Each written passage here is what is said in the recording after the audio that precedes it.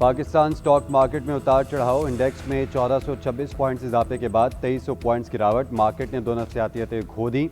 کاروبار کا آغاز 1,82,408 سے ہوا، 1,83,834 کی بلند ترین سطح پر پہنچی، 1,81,519 کی کم ترین سطح پر آئی۔ مارکیٹ میں 15 ارب سے زائد مالیت کے 70 کروڑ سے زائد حصص کے سودے، 563 کمپنیز میں 1.5 لاکھ سے زائد سرمایہ کاروں کی ٹریڈنگ، 144 کے حصص کی قیمت بڑھی، 287 میں کمی اور 132 میں استحکام رہا۔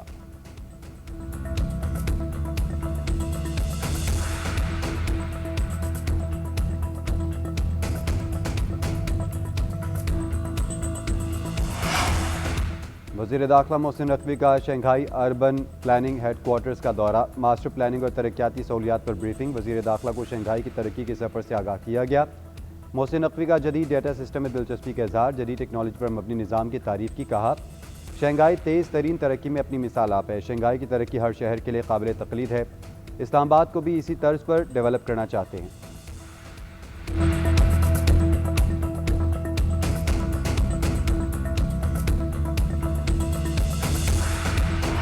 وینزویلا کے خلاف فوجی کارروائی UN چارٹر کی خلاف ورزی قرار، پاکستان کا کشیدگی میں کمی کے لیے سفارتکاری پر زور۔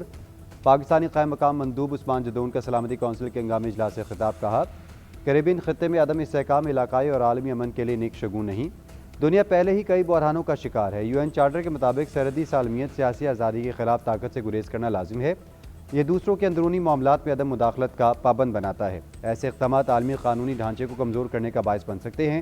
فریقین تحمل کشیدگی میں کمی اور پرامن بقائے باہمی کو فروغ دیں۔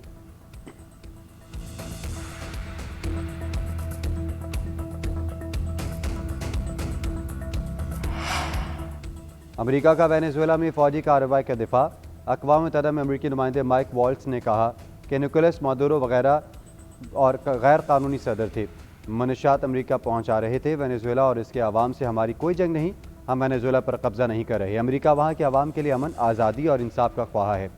صدر ٹرمپ نے سفارتکاری کو موقع دیا، مادورو کو متبادل راستے پیش کیے اور کشیدگی کم کرنے کی کوشش کی۔ حکومت امریکیوں کو منشیات کی دہشت گردی سے بچانے کے لیے اقدامات میں کمی نہیں کرے گی۔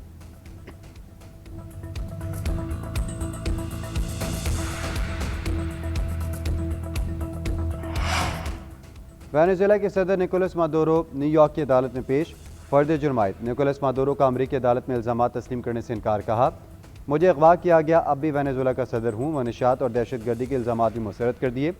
مادورو کی اہلیہ کا بھی منشیات سمگلنگ کیس میں صحت جرم سے انکار۔ عدالت کا نکولس مادورو کو 17 مارچ کو دوبارہ پیش کرنے کا حکم، واپس بروکلن جیل بھیج دیا۔ مادورو اور ان کی اہلیہ کو بروکلن سے بذریعہ ہیلی کاپٹر عدالت لایا گیا۔ مادورو کو جرم ثابت ہونے پر عمر قید کی سزا ہو سکتی ہے۔ امریکی شہریوں کا عدالت کے باہر وینزویلا پر حملے کے خلاف احتجاج۔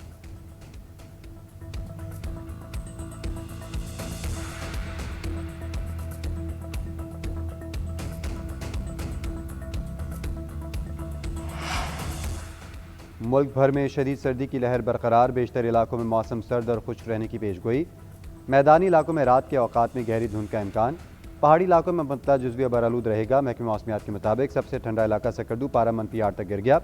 استور اور ہنزا میں -5، گلگت میں 0 اور معدن جبہ میں -4، دیر میں -3، چترال میں -2 ریکارڈ کیا گیا۔ مری اور کوئٹہ میں -2، تربت میں -1 اور قلات میں 0 ڈگری سینٹی گریڈ ہے۔ صبح کے اوقات میں موٹر ویز بھی دھند کے باعث بند رہی، حد نگاہ بہتر ہونے پر ٹریفک بحال کر دی گئی۔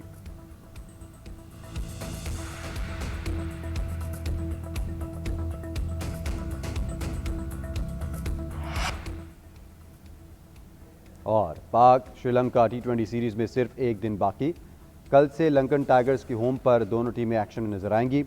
قومی کرکٹ ٹیم کا سیریز سے قبل پریکٹس سیشن شیڈول، کھلاڑی بالنگ، بیٹنگ اور فیلڈنگ میں ہاتھ پاؤں کھولیں گے۔ 3 میچز پر مشتمل سیریز مبولا میں کھیلی جائے گی۔ عالمی کپ سے قبل ہونے والی سیریز سے گرین شرٹس کو شری لنکن کنڈیشن سے ہم آہنگ ہونے کا اچھا موقع ملے گا۔ سٹار بیٹر بابر اعظم، شاہین افریدی اور حارث رؤف سیریز کا حصہ نہیں ہے۔